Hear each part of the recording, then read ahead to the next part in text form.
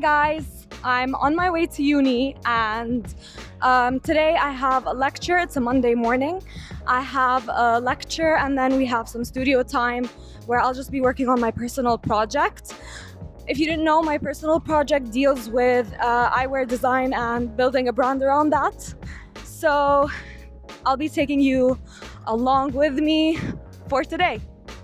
So the first thing we had was an hour-long lecture, and then we did some studio work, and then of course we had to take a coffee break at Cafe Central, got our coffee, chilled a bit there because studio time is a full day of work where you're just working on your personal thing, and this is what I'm doing now. I had to do some research as well as some report writing just to get things on track. And then we had to take a little break because we had won this fox for free and we wanted to build it and make a little mascot for our studio. So this is what Izzy and I are doing today.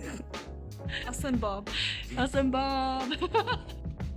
So guys, I actually did go back home for the afternoon, but I just received a message saying that my glasses have been 3D printed. So I'm back on my way to the design building to check them out because I couldn't wait. What do you think? It's amazing. I would buy one.